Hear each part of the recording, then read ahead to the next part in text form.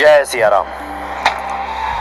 इस पृथ्वी पर माता पिता जो साधु संत हैं, चलते फिरते घूमते फिरते साक्षात भगवान हैं। कई बार ये होता है कि जब लोग मंदिर दर्शन के लिए जाते हैं या किसी साधु संत की सेवा में लगते हैं तो उनके अभिभावकों द्वारा ये कहा जाता है कि वो अपना समय नष्ट कर रहे हैं, इससे अच्छा होता कोई काम कर लेते, पुरुषार्थ की आवश्यकता है, काम करने से ही मिलेगा। इस तरह की बातें अक्सर सुनने को मिल जाती हैं हमारे समाज में। लेकिन ये नहीं भूलना चाहिए कि संतों की कृपा से और ईश्वर के आशीर्वाद से हमारा जो कार्य है वो बहुत सुगमता से पूरा हो जाता है।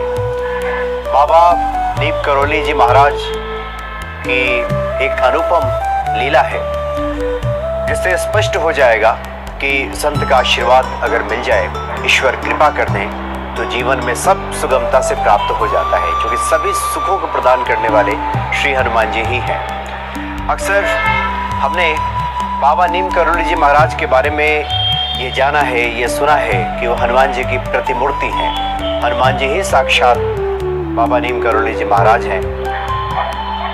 लेकिन बाबा जी ने कई मौके पर यह भी बताया है कि वो स्वयं रुद्र भी हैं। रुद्र का भी परिचय करा दिया है अपने भक्तों से अपने स्वरूप में। एक बार की बात है, मुकुंद दा और पूरन दा ये दोनों बाबा नीम करोली जी महाराज के बड़े भक्त हुए। लेकिन इनके पिता जो भगवान शिव के भक्त थे और प्रतिदिन रुद्राभिषेक किया करते थे। जबलपुर में भेड़ा घाट है, वहां से नर्मदेश्वर शिवलिंग प्राप्त उन्होंने वहां से किया था और प्रतिदिन रुद्राभिषेक किया करते थे। लेकिन बाबा नीम करोली जी महाराज से चिढ़े रहते थे। उन्हें लगता था कि उनके बेटे बेवजह बाबा के पीछे भागते हैं। एक ऐसे बाबा हैं जिन्होंने उनके बेटों को काम से हटा दिया है, अपने पीछे भगाते हैं, उनका कार्य कहीं चौपट ना हो जाए, माली हालत ठीक नहीं है और ये लोग बाबा के चक्कर में पड़े हुए हैं। इस तरह का भाव उनके मन में आता था, जो पूरनदा और मुकुंदा के जो पिताजी हैं।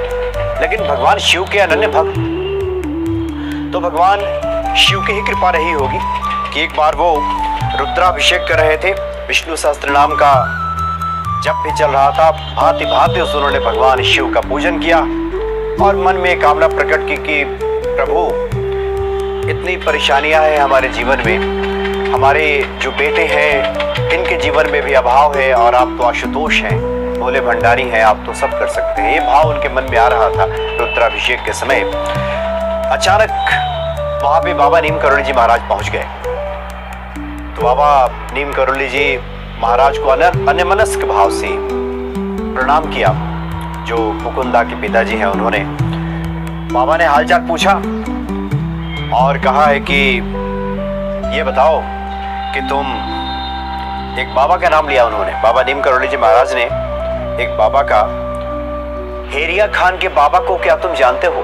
बाबा नीम करोली जी महाराज ने पूछा उनसे कि हेरिया खान के बाबा को के नाम को तुम जानते हो? तो मुकुंदा के पिताजी ने कहा कि नहीं, वो सोमवारी बाबा को जानते हैं, बिल्कुल अन्यमनस्क भाव से। तो बाबा नीम करोली जी महाराज ने कहा कि वो भगवान शिव के अवतार थे। तो वो कुछ नहीं बोले। तो बाबा नीम करोली जी ने कहा कि भगवान शिव को देखना चाहते हो? और बाबा ने ऐसा कह करके अपने ऊपर जो कंबल था उस कंबल को हटा दिया और वहां पे साक्षात देखा मुकुंदा के पिताजी ने कि भगवान शिव वहां पे उनके हृदय में विराजमान है और उनकी जटाओं से गंगा की जो धारा है वो प्रवाहित हो रही है। ये देख करके कांपते हाथों से उन्होंने प्रणाम किया और बाबा जी के चरणों में झुक पड़े।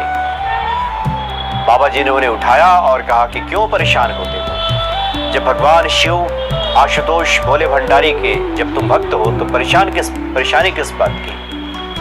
जाओ, तुम्हारे जीवन से अभाव भी सब खत्म हो जाएगा और तुम्हारे जो बच्चे हैं वो भी फलेंगे फूलेंगे। इस तरह का बाबा ने आशीर्वाद दिया और जो अभाव था जीवन में वो सब दूर हो गया। तो जो भी भगवान शिव के भक्त हैं, श्री हनुमान जी की आराधना करते हैं, किसी संत महात्मा जो सिद्ध संत हैं उनकी सेवा में लगे रहते हैं, तो ये हो नहीं सकता कि इसका प्रतिफल उनको उनके जीवन में प्राप्त ना हो जाए, क्योंकि भगवान शिव सब देने वाले हैं, सब प्रदान कर सकते हैं, भवितव्य मिटा देते हैं। हमारे भाग्य की रेखाओं में अगर कुछ नहीं भी है, प्राप्ति का योग नहीं भी बन रहा है, तब भी भगवान शिव दे डालते हैं। ब्रह्मा के लिखे को मिटा देते हैं भगवान शिव। ब्रह्मा ने भले ही किसी के माथे पे दरिद्रता ही क्यों न लिखती हो, लेकिन भगवान शिव ऐसे आशुतोष हैं, अपने नाम को चरितार्थ करते हुए सब दे डालते हैं। इसलिए जो लोग भी भगवान शिव और श्री हनुमान जी की पूजा आराधना करते हैं, बाबा नीम करोली जी महाराज जो उन्हीं की प्रतिमूर्ति हैं हनुमान जी के, उनका सुमिरन करते हैं। ये हो नहीं सकता कि उनके जीवन में अभाव और परेशानी रहे। एक बार पुकार को तो देखें भगवान शिव को, श्री हनुमान जी को, बाबा नीम करोली जी महाराज को, निश्चित तौर पे सभी दुखों का अंत हो जाएगा। तो बाबा जी की बड़ी अनुपम ये लीला है, और इस लीला चरित्र को सुनने के बाद उनके प्रति ये प्रेम, ये विश्वास और गहरा हो जाता है। जय सिया राम।